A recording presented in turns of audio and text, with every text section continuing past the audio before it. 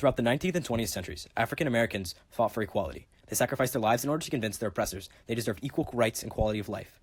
One of the many ways African Americans fought for equal rights was by serving in the United States military. If African American men were putting their lives on the line and enduring the same hardships and risks at war as white men, they deserved to be treated equally, not as second-class citizens bound by segregation and Jim Crow laws. One example of an African American that risked his life for his countrymen was Doris Miller. On December 7th, 1941, a date that will live in infamy, the Japanese launched a surprise attack on Pearl Harbor. As Japanese planes bombed the American fleet and chaos erupted, Doris Miller, a naval chef, was below deck on laundry duty. Miller heard the red alert sirens and reported to his combat post, only to find it had been destroyed by a torpedo. As he returned from the battery to a central location on the ship, Miller began to carry the wounded to safety. One of the men he moved was Captain Mervyn Benyon, who had suffered a severe abdominal wound. Miller was then ordered to help man a .50 caliber anti-aircraft gun, which he had no training in using. Despite his lack of experience, Miller operated the gun and fired upon Japanese attackers until his ammunition ran out. Then ordered to abandon ship, Miller aided in the evacuation of the ship. For his heroic actions, he received a Naval Cross, the second highest award a sailor can earn. Doris Miller and his heroism gained traction in the Black Press and continued the growing African-American patriotism in the country. This wave of patriotism inspired black men to enlist and serve their country, and also their community, by demonstrating the need for equality. The 761st Tank Battalion was made up of men galvanized by the recent African-American patriotism, enabled to serve by Eleanor Roosevelt's The Right to Fight campaign, and with the help of the NAACP, a 5th Tank Group was created. The 761st Tank Battalion was comprised of black soldiers and white officers, and was the first ever tank battalion to include African Americans. I was very fortunate to have parents who were not prejudiced, and I was afraid that if those of us who were not prejudiced did not volunteer, then some of those who were prejudiced might do so, and so therefore I said I'll be willing to serve with the Black Tank Battalion. The 761st Tank Battalion began breaking barriers before they even reached the battlefield. Their very existence was a historic first. The 761st Battalion subverted the racist military officials' opinions and policies at training camp by outperforming all the other all-white units and protesting racial practices. They then exceeded their commanding officer's expectation by achieving great military victories through strategy and skill. Despite their sacrifice and success, the battalion was disregarded and disrespected after the war because of their race. Although the training camp performances and military success of the 761st Battalion shattered the racist expectations of military high command, when the battalion returned, they found an American public was unable to accept the success of black men was equal to that of white men. The 761st Tank Battalion challenged the racist policies and practice of the U.S. military by suppressing all the other all-white battalions during the training exercises and protesting through civil disobedience. The 761st began their training in tank warfare at Camp Claiborne, Louisiana, where German POWs from the North African campaigns were housed.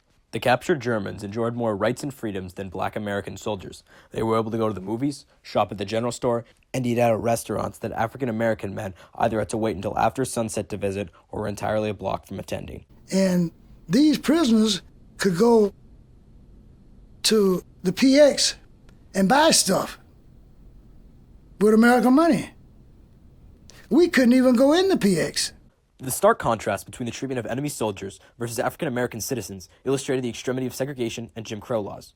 The 761st Battalion then moved to Camp Hood, Texas, where they were also treated poorly because of their race. As time passed, they noticed that the other white battalions that they were stationed with were shipped overseas, while they remained in training. The Army's treatment of the 761st suggested the U.S. military was not ready for black tankers to serve among their white counterparts. Although the detainment was motivated by racist intentions, the 761st benefited from the extra training time and began outperforming the other white battalions. This extra training also likely contributed to their later military successes. While the battalion was at Camp Hood, Jackie Robinson, a member of the battalion, protested the enforcement of segregation on military buses needed to travel in and out of camp through civil disobedience. Robinson sat in the front of the bus with his friend's wife, who the bus driver had mistaken as being white. The bus driver then asked Robinson to move to the back of the bus, but he refused to stand up. Robinson's refusal resulted in his arrest and is expected to be court-martialed. Robinson evaded court-martialing through the decision of the head of the unit, Paul Bates, and moved into another unit and training camp. Although racist policies continued to be enforced by the military, protests led by people like Robinson led to some individuals using their power for justice. During their time at different training camps, the 761st Tank Battalion endured racist policies, but they exceeded expectations by outperforming their counterparts and challenged segregation through peaceful protest.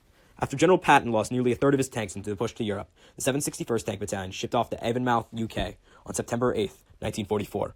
While deployed at the war front, the battalion achieved many military successes, despite the low expectations of their racist military commanders. One of the many officials that held African-American troops in low regard was General Patton.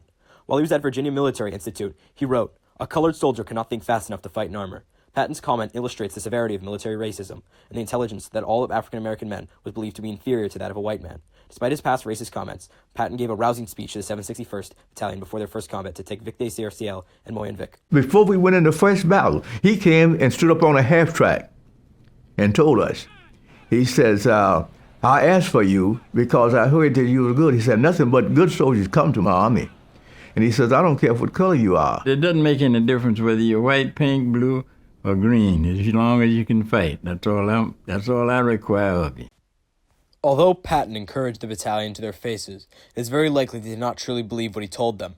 Another commander that doubted the abilities of the 761st Tank Battalion was Major Wingo, who prayed for their downfall. There were 9 white officers in the 761st, and there were 2 or 3 of them that were prejudiced, some of them more than others. One of them was second in command of the battalion. His name was Major Wingo. And I remember when the white officers were together away from the blacks, his favorite expression was, when the shooting starts, those will run like hell. Military leaders harboring some level of racism, such as General Patton and Major Wingo, expected the 761st Tank Battalion to fail. Despite the doubt and hatred of these racist commanding officers, the 761st Battalion contained great heroes and gained military success. We had pride in ourselves. We didn't need any of that other inspiring remarks by all. We didn't need that. You know, I told you before what our motto was: come out fighting. We were serious about that. See? And everything we did, come out fighting. During the taking of Tilley, Staff Sergeant Henry Conway held off 15 technologically superior tanks for an hour by pretending to be more than one tank. Conway's genius strategy consisted of retreating after firing, then re-emerging in a new location on the ridgeline. Another example of heroism within the unit was Reuben Rivers. After Rivers seriously injured his leg, he refused a ride home and the recommended painkillers because their drowsy effect would interfere with his ability to operate a tank. Him and his new crew died in combat, but he was not awarded any new medals because the Silver Star he had previously earned should have been enough.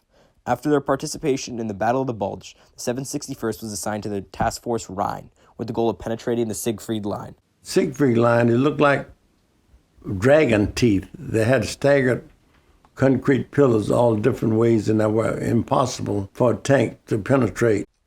The 761st Battalion overcame this challenge with great success. They were the first battalion to breach the line and did so without a single casualty. Their effective offensive held significance as it let Allies quickly advance into German lands.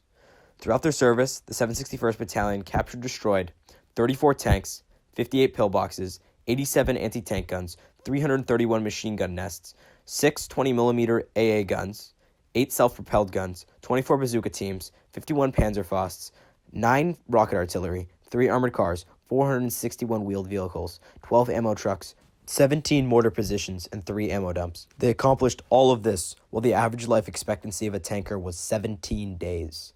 The 761st Tank Battalion wounded 650, killed 6,246, and captured 15,818 in 183 days of combat, the longest uninterrupted deployment for America during the war. Even after their success in service, they were intentionally given less fuel than needed to reach the surrender ceremony in Berlin, but with the help of black supply workers, they were able to attend the ceremony. The military continued to mistreat the 761st Battalion because of their race even after the war was ended. The battalion was forced to return to America in the belly of the ship, while the white soldiers enjoyed the upper decks. When the ship arrived, it evacuated from top to bottom. While the white soldiers came off the boat, a large band played to congratulate them on returning home, but after hours of playing, the band did not say the small additional time for the African-American soldiers to exit. Instead, a small choir from Harlem sang for the arriving soldiers. The white majority of America refused to recognize the sacrifice and service of the African-American men in the military. My country, 'tis of thee, oh sweet, sweet land of bigotry. The 761st Battalion was also further blocked from receiving the reserved awards. Although they were an independent battalion, they still had to go through the chain of command to receive medals. If just one person upstream was prejudiced towards African Americans, they would not pass off the medal forms, stopping the process. This occurred with a presidential unit citation. Many requests were submitted, but none ever made it to the president. Citation would not have been undeserved due to the record of the battalion.